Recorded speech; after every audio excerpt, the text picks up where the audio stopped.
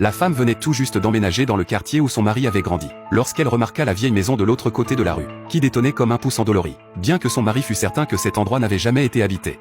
Lorsqu'elle jeta un coup d'œil par hasard, elle vit clairement une lumière allumée au deuxième étage, comme si quelqu'un se tenait derrière la fenêtre et l'observait. Le lendemain, elle fut invitée à rendre visite aux Lynn, ses voisins. Après les présentations, elle orienta la conversation vers la vieille maison inquiétante. De manière inattendue, les visages du groupe s'assombrirent immédiatement. Dana croyait que la maison était hantée, car les lumières s'allumaient et s'éteignaient toutes seules alors qu'elle était inoccupée. Lynn, qui vivait dans le quartier depuis des années, se souvint du passé. 20 ans auparavant, la famille Grant résidait dans cette maison. Leur fille était morte dans des circonstances mystérieuses entre ses murs. Ce qui s'était passé cette nuit-là restait entouré de récits contradictoires.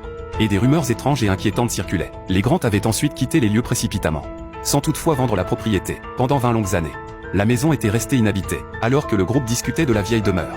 Une voiture fit soudainement irruption dans le quartier. Elle s'est arrêtée juste devant le manoir victorien. Un agent immobilier élégamment vêtu en est sorti, a habilement sorti une pancarte « À vendre » du coffre, et l'a plantée dans la pelouse envahie par les mauvaises herbes. Les spectateurs ont échangé des regards incrédules. La maison était invendue depuis 2 décennies. Maintenant, au moment même où ils en avaient parlé, les propriétaires souhaitaient soudainement la vendre. De retour chez elle, Kate trouva cette affaire de plus en plus étrange. Elle commença immédiatement à faire des recherches en ligne sur l'histoire du quartier. Elle découvrit que les archives de chaque année étaient exceptionnellement complètes. Mais lorsqu'elle tenta de rechercher des informations sur l'année 2005, la page web resta vide, comme si cette période de l'histoire avait été délibérément effacée. Le lendemain, Kate se rendit spécialement à la bibliothèque municipale pour consulter les vieux journaux de cette année-là. Le bibliothécaire lui assura d'abord avec insistance que les archives à partir de 1994 étaient toutes présentes et correctes. Mais lorsqu'il a entendu Kate demander les journaux de 2005, son expression s'est visiblement figée, et son comportement est devenu nettement étrange. Il s'est précipité dans son bureau pour faire rapport à son supérieur.